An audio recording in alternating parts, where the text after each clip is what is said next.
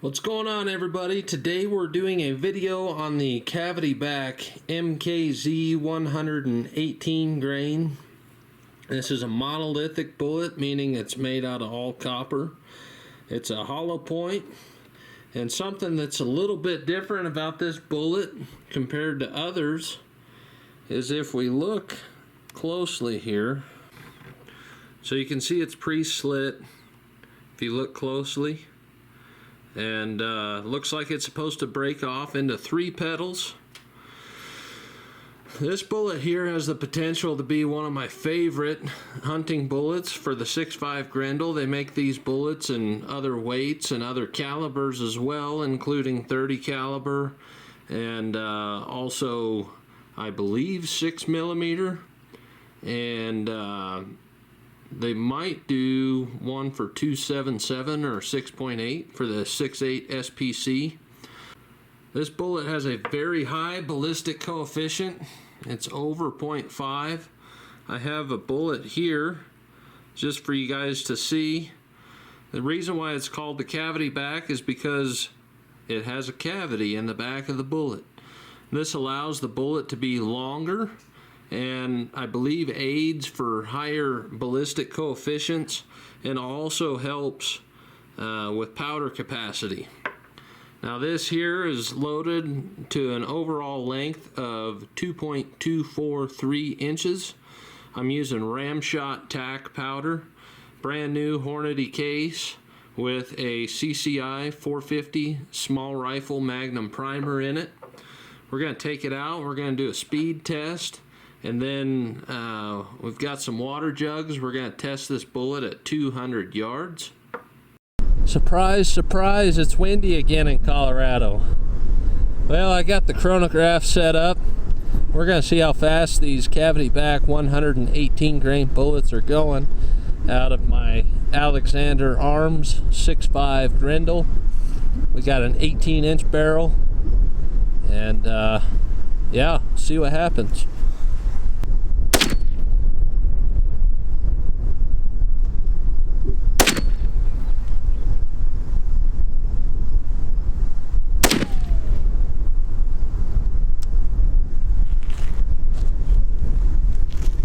Looks like we're going about 2,500 feet a second.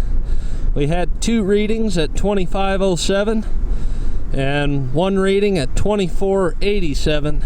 So there you have it. So those of you that are curious about accuracy, I got my steel plate here. I was aiming right here at the base of the head. And this was at 140 yards. I had 2 hits, one there and one there. That's probably within 3/4 of an inch, and that's just shooting off the tailgate of my pickup. Without a doubt, these bullets are very accurate. I'm very happy with that. Just thought I'd share that with you guys in case you were wondering. Okay, so we've got 4 def jugs lined up. I got a 1-gallon jug in the back. I'm gonna go back to 200 yards, and we're gonna see what kind of expansion and performance we get out of this Cavityback MKZ 118 grain.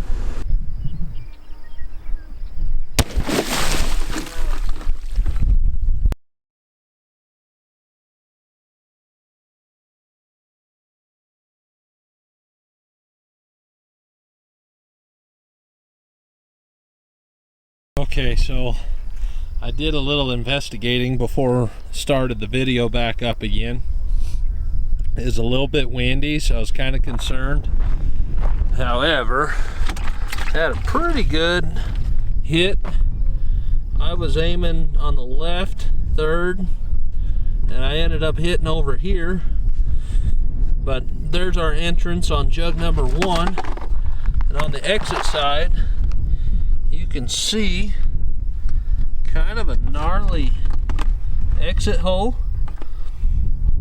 triangular in shape. It looks like the bullet expanded on that first jug. Here we come to the second. Here's entrance on the right side there. Gnarly entrance. Split the second jug and exited out the back. Reach in here. Captured one of the pedals. So the pedal's definitely ripped off. Come to the third jug here. And look at that. Barely caught it. Looks like the bullet deviated on the third jug. It shed all three pedals. But it went into the third here on the right side of the jug. I'm gonna dump this out and see if there's anything in there. Alright, so you saw the results. Penetration was excellent, not quite that of the Barnes LRX. However, it still penetrated deeply. Velocity was similar to the Barnes LRX. Those Barnes bullets, I'm using a different powder and get slightly faster velocities using CFE 223. However, using this ram shot tack, we got very acceptable velocities with it. As you can see, all three pedals broke off. The bullet expanded all the way down to the base. We had 3 jugs of penetration. It almost exited the third jug. Expansion was stellar. Overall, I couldn't be happier with this bullet. Now, if I was comparing it to the Barnes, I think depending on your application, this may be a better choice. If you're out shooting deer-sized game, which most of us are with our 6.5 Grendels, I think that this bullet would probably be a better overall choice than the Barnes 127 grain LRX. Don't get me wrong, I still like that bullet, but I think this bullet for the 6.5 Grendel cartridge is the way to go. Now, the 6.5 Grendel is very mediocre in performance in all ways, but the reason why I love this bullet is just because it's mediocre doesn't mean that it's not useful. I think in the AR-15 platform, I believe this cartridge is undoubtedly the most versatile. You can use it for self-defense, you can use it for hunting. It comes in a lightweight package. I've seen 2 elk killed with the 6.5 Grendel cartridge, and using the right bullet, it's very effective on elk as well. I think it's a great hunting cartridge out to 300 yards, and you could probably even stretch it out further. But overall, very well done Cavityback bullets. I'm very impressed with the MKZ. I'm looking forward to hopefully shooting some game with it and getting some real world testing done with it. But until then, I'm gonna give this bullet an A+. I'm thrilled with it. So if you guys are interested, check out Cavityback's website and order some and test them out for yourself.